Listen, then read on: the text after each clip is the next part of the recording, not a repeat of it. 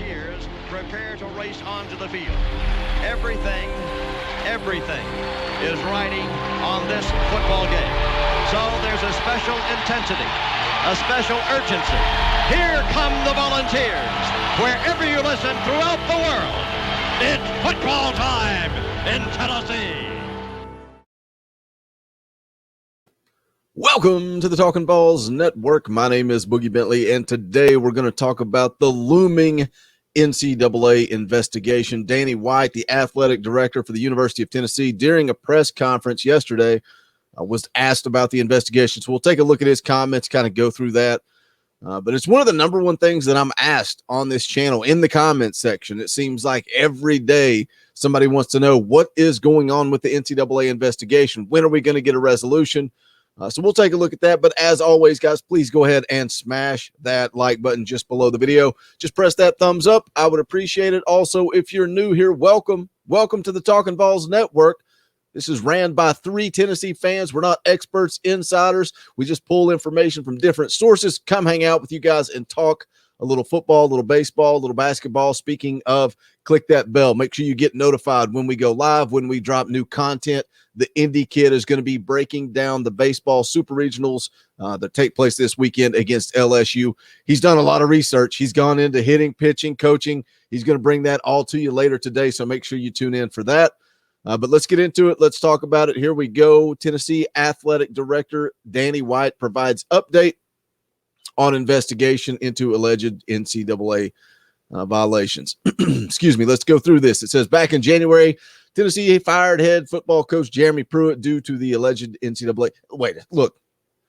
Somebody just yesterday was fussing at me for talking about Jeremy Pruitt.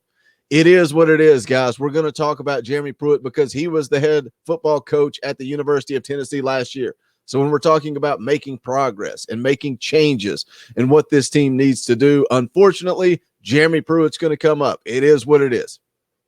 Sorry, rant. The article goes on to say Tennessee and the NCAA have both launched an investigation into those accusations, and athletic director Danny White just provided an update on those. The article goes on to say during a press conference on Wednesday, White was asked about the status of the investigation, blah, blah, blah. White couldn't provide any kind of timeline. None. Couldn't provide any kind of timeline. I find that funny that we're 6 months into this thing, and we still have no idea when this thing is going to wrap up, because at one point it was going to be done within a matter of months. Then it was a matter of weeks. Then it could be after the fall. Then it could be during the summer.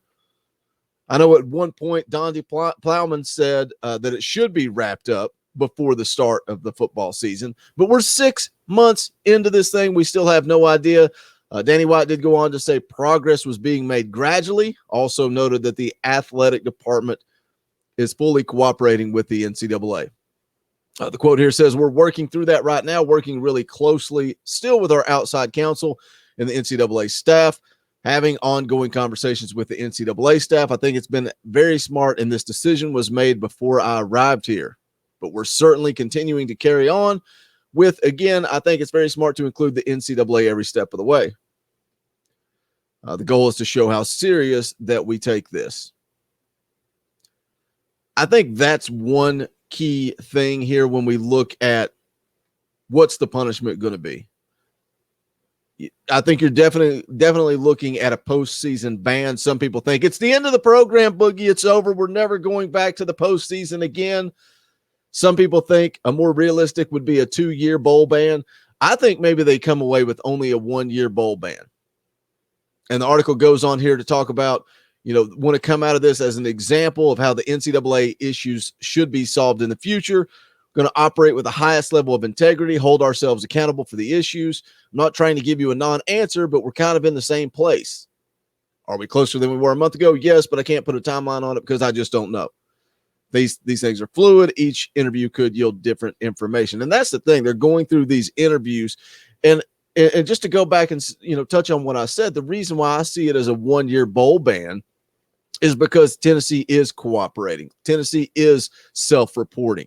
And look, Tennessee cleaned house. Everybody involved with that, from the coaching staff to the assistants to the recruiting people. Everybody is gone. I wouldn't be surprised if they fired janitors. Anybody that had any idea of what was going on down there in Knoxville has been terminated. Gone. They cleaned house. So I think Tennessee is not only self-reporting and taking the bull by the horns, but also the fact that they were willing to clean house. I think that has to go somewhere with the NCAA, but we'll see how it plays out. The article goes on to say that in December, Tennessee hired a law firm Bond, Schoeneck, and King to conduct an investigation into the allegations. On January the 18th, the Vols fired Pruitt, 2 assistants, and multiple members of the support staff. And athletic director, I love this, athletic director Philip Fulmer stepped down. I'm using air quotes. Got the cartoon emoji on, using air quotes.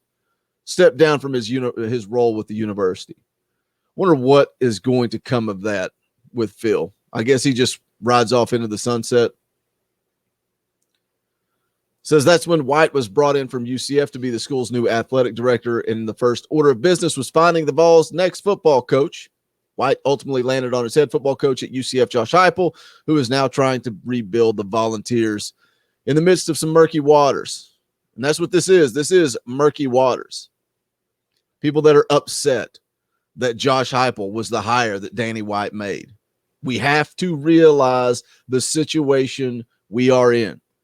I argued with a listener in the comment section yesterday because I said that I felt like this team should win 6 games. I think you got to be realistic. You can't come in here. If you feel like they're going to win 9, 10 games, that's fine. But when they don't, you can't get upset. You can't set the bar too high. When was the last time Tennessee won 6 or more games? They've done it once since 2017. So I think for you to say that I'm setting my expectations as if Tennessee is Vanderbilt or Kentucky, I think I'm just being realistic. 6 wins once since 2017. Now you add in this mess of an NCAA investigation. Josh Heupel's contract reads that if they have more than a 1-year bowl ban, it adds a year to his contract. Why is that? Because Tennessee is in a mess. And that's why the time frame for this thing is so crucial. And it keeps dragging on. And people want to come and talk about 3-star U and how Tennessee can't recruit. Josh Heupel can't recruit. As a kid, you don't know what's going to happen. 2-year bowl ban, 3-year bowl ban, loss of scholarships. It's difficult for anybody to recruit. And not only that, if you're not happy with Josh Heupel, it's difficult to hire a coach when you are in the middle of this mess. And again, that's why the timeline is so crucial. This thing needs to be wrapped up as soon as possible, definitely before the fall. Because I think if you can get this thing wrapped up, I think you can sell kids on a 1-year bowl ban. Hey, it's not really going to impact you. When you get here, we're not going to have any problems. I think you can open up the doors for recruiting. Start showing the product on the field. Fall is going to be very telling for the future of Josh Heupel's career. Very telling.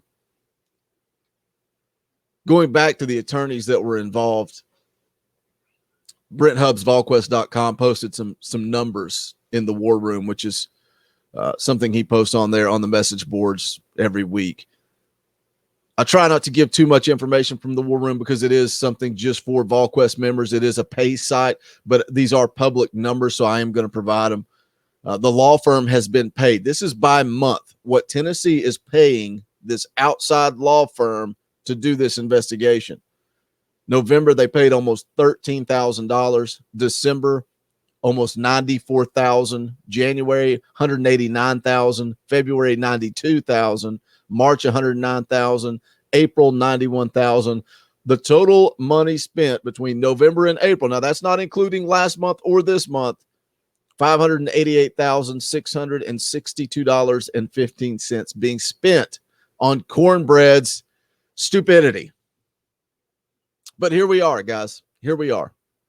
6 months into this thing, AD Danny White still does not have a time frame. Hopefully this thing is wrapped up before the fall. Because if not, and even if it is, it's all they're going to talk about during every broadcast. But hopefully it gets taken care of business and then Josh Heupel can kind of move forward with recruiting because it is impacting it. But leave me a comment, guys. Let me know what you think. I know I kind of covered a lot here talking about expectations, talking about the investigation. Am I off base or am I right on target? Make sure if you have not done so, smash that thumbs up on the way out the door. It helps the channel. Also, you can pick up the official merchandise of the Talkin' VAWLS Network. Just go to bonfire.com/store/Talkin' VAWLS. I'll drop that link below. But that's going to wrap it up for this one. This is the Talkin' VAWLS Network. My name is Boogie Bentley. Go Big Orange. The songs howl like me, poets sat in arcade, soaking moonlit falls, unbroken past this inundated orb that we draw